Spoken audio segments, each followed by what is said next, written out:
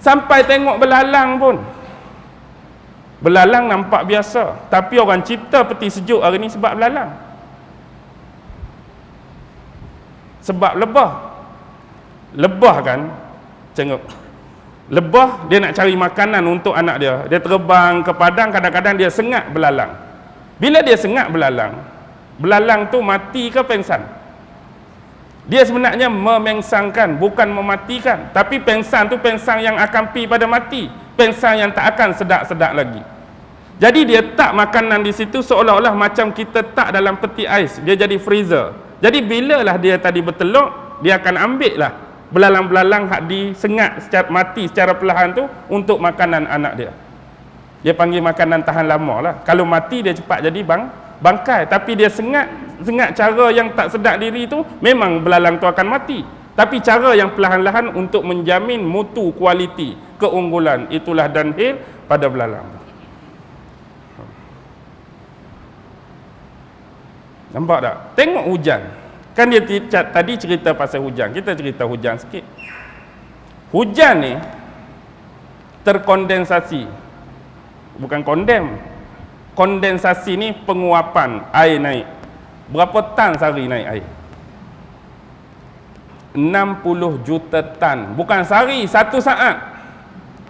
Satu saat 60 juta tan wap air naik ke atas. Dan dalam satu saat juga Allah turunkan 60 juta tan, mungkin bukan tempat yang sama.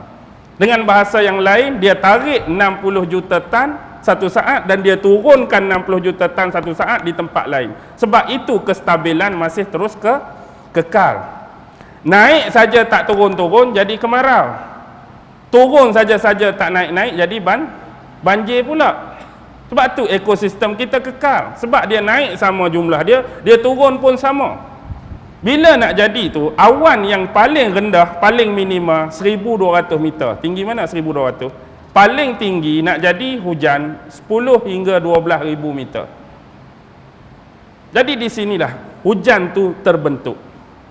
Tinggi ni, bila makin tinggi, makin panas ke makin sejuk? Bila kita naik ke atas, makin panas ke makin sejuk? Makin sejuk. Tahap tempat tercipta dan terwujudnya hujan pada takat 400 darjah Celsius bawah paras beku.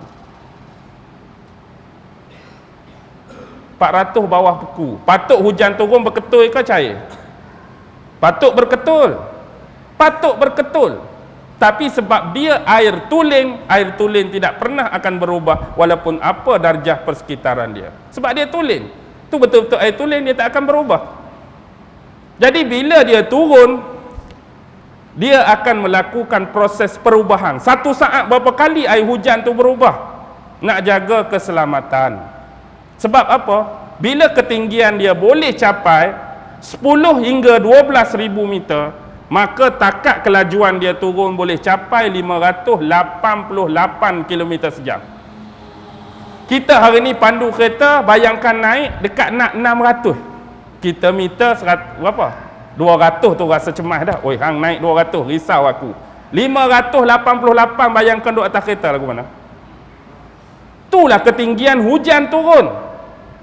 Patut kelajuan tu kalau kena tubuh tembus ya tak? Tembus tubuh kita. Rosak atap rumah kita, pecah dinding masjid, rosak alam ni. Tapi pasal apa hujan lama turun, okey saja. Inilah dipanggil teori gesekkan efek atmosfera. Jadi bila hujan tu turun, dia berubah setiap saat. Daripada besar kepada kecil, daripada kasar kepada halus. Bila dia sampai pada ruang gelungan hibernation dia ni, dia jadi macam parachute. Inilah orang cipta parachute melalui kaedah turunnya hujan. Memang dia laju, tapi sampai satu tempat, dia jadi perlahan. Dia jadi turun, masuk saja lingkaran ni, zing, 10 hingga 12 kilometer saja. Orang nak payung terjun pun terjun. Zing. Ke memang dia tak buka-buka sampai jatuh ke tanah?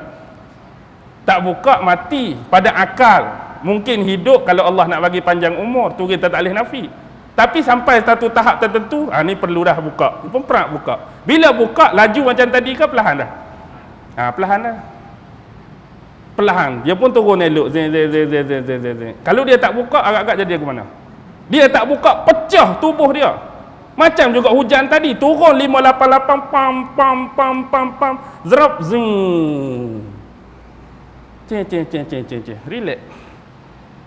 Kita pula seronok mandi hujan. Sebab itulah hujan ni hak asli dia akan keluarkan satu bau nama perica. Perica ni bila dia kena rumput, dia bila kena tumbuhan. Kita ingat dulu duduk di kampung-kampung, tanah ada rumput, bila kena hujan dia naik satu bau aroma, kita tak boleh nak cerita. Pernah dengar? Pernah tengok lepas hujan dia mengeluarkan macam satu bau. Nak kata tak sedap pun rasa seronok juga tak? Nak kata sedap sangat pun tak sedap. Pernah bau tak? Bau lepas hujan atas rumput, atas tanah, dia ada satu bau ni dipanggil perica. Perica ni bagus untuk tubuh kita. Sebab tu dulu tengok sahabat ada hujan turun, berebut mandi hujan. Sebab salah satu kajian sains yang sebut hujan yang turun ni dia boleh remind, dia boleh resonasi balik ingatan-ingatan zaman lampau dulu. Dia macam ubat bagi kita nak ingat balik kisah-kisah lama, kisah-kisah lampau bila kita ni kena hujan. Bila saya cerita lagu ni orang tanya, "Ustaz, mungkin ustaz dulu banyak mandi hujan." Oh, sebab banyak ingat benda. Tak sebab mandi hujan. Tak mandi hujan pun boleh ingat. Tu nak cakap tu. Tapi hak tidak ada kesahihan. Dia kata hujan ni macam lagu, macam irama bagi orang-orang yang sedang dilanda rindu. Tu tak ada kesahihan, tu cuma saja pendapat. Tapi hari ni ada pembuktian bahawa bila kena hujan dia akan remind, dia akan resonasi balik setiap pemikiran, setiap yang kita ingat hak dulu-dulu. Sebab itulah kita hari ini dibentuk dengan pembelajaran tentang konteks alam. Hujan tu, sebab tu bila hujan dia jadi beku, kita tengok hak melekat di pokok, hak salji memang cantik. Tak sama macam air hak kita beku dalam freezer. Kita ambil air hak kita beku dalam freezer lagu lain. Tapi hujan hak turun, bila dia jadi salji memang cantik hak melekat di pokok. Dia punya kristal memang. Itu kelebihan hujan. Banyak nikmat, banyak manfaat daripada hujan. Tumbuh pula pokok macam-macam. Allah nak ajak kita ni buat daripada apa? Kita buat daripada apa bang? Tanah. Tapi pasal apa buat tanah yang sama, ni muka lagu lain, muka lagu lain, muka lagu lain, kulit putih, kulit hitam, kulit kelabu. Bahasa tu bahasa ni. Imam Ibn Katsir dia kata, kita pi belakang rumah buat satu batas. Satu batas saja cukup. Batas tu buat lubang 10. Lubang pertama tanam limau, lubang kedua tanam terung, lubang ketiga tanam cili, lubang keempat pokok tu pokok ni tak sama. Tanah sama. Bila keluar pokok tu sama tak? Sama tak pokok? Tak sama. Daun dia sama? Tak sama. Buah dia sama? Tak sama. Rasa dia tak sama. Warna dia tak sama. Pasal apa pelik? Tanah sama mestilah sama juga. Tapi tanah yang separuh tu boleh tumbuh macam-macam. Begitulah hakikat Allah buat kita. Kejadian kita tanah yang sama. Tapi macam-macam tak hari ni? Oh, macam-macam. Ni dalam masjid ni saja dah macam-macam dah tak? Ada misai melentik, ada misai terbalik, ada hak tak ada misai. Ada hak jenis berbulu, ada hak jenis tak berbulu. Ada jenis putih, ada jenis hitam, ada jenis kelabu, ada tinggi, ada rendah, ada gemuk, ada kurus. Padahal penciptaan kita sama, macamlah. Pokok-pokok tadi. Nak 9.5 dah ni. Berhenti dah dulu . Yang penting fala taj'alu lillahi andada. Jangan sekali-kali kamu menjadikan sekutu-sekutu bagi Allah Subhanahu wa taala dalam keadaan kamu tahu Allah tu yang Maha Esa. Ingat, sebab tu dulu saya pernah sebut budaya fandom. Budaya idola. Kan kita sebut pasal patung Superman, patung Batman, patung Captain America. Dulu orang sembah patung. Lah ni mereka nak suruh kita sembah patung, kita tak akan sembah. Tapi mereka buat bentuk budaya fandom. Jadi meminati kartun-kartun pahlawan-pahlawan yang diidolakan. Jadi dalam almari kita tu ada patung Batman, patung Superman. Tapi ingat, satu lagi yang boleh kita jatuh syirik, manusia yang sama macam kita. Ni dah kepentingan jangan terlalu taksub. Kadang-kadang kita ada guru, kita ada ulama, kita ada orang yang mengaji. Tetapi sekiranya apa yang dia sebut tu berlawanan dengan Quran, maka jangan sesekali kita ikut. Contoh, benda tu dah jelas halal, tiba-tiba guru ni kita sayang, guru ni kita hormat, dia pergi kata haram. Tapi kita duk perkeras situlah, hak ni paling betul. Tak ada dah guna ayat mahkamah pula tu. Tidak ada yang benar melainkan benar belaka sebab guru aku.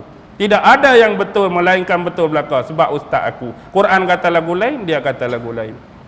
Bila kita taksub begini, bukan nak cari salah orang, bukan nak cari lemah orang. Bila dah jelas yang halal Allah sebut dia pi haram, yang haram Allah sebut dia pi halal, anda buat andadan ke? Tak ada andadan, ingat. Fala taj'alu lillahi andadan. Ada hadis daripada Ibnu Abbas.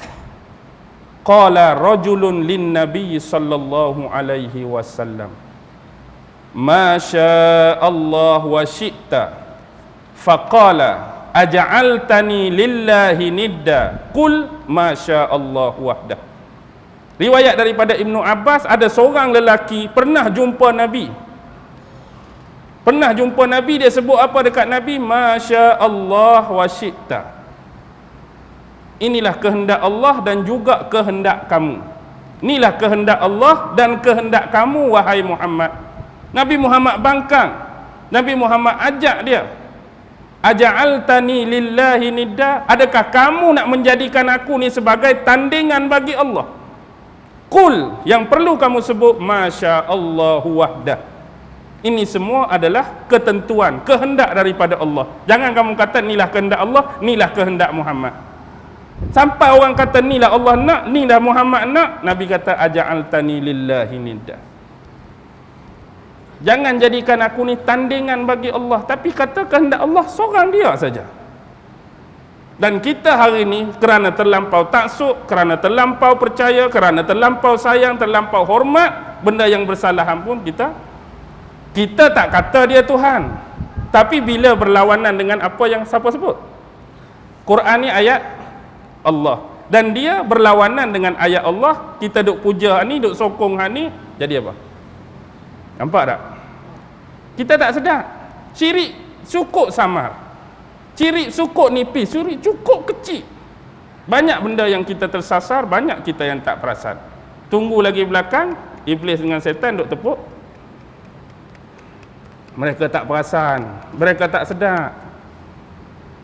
Tapi berhati-hatilah. Jadi hari ini kita minta Allah Subhanahu wa ta'ala terus memberikan hidayah, memberikan petunjuk agar sentiasa beriman dengan setunggal-tunggal ketuhanan, iaitu Allah Subhanahu wa ta'ala. Tiada yang esa kecuali dia. Tiadalah yang patut dan layak disembah dan diibadahkan kecuali Allah Subhanahu wa ta'ala. Dan jangan sesekali kita terjebak dengan sebarang bentuk pensyarikatan dan kesyirikan ataupun menduakan Allah Subhanahu wa ta'ala, sama ada dalam bentuk niat, bentuk perbuatan dan bentuk perkataan. Wabillahi taufiq wal hidayah. Wassalamualaikum warahmatullahi wabarakatuh.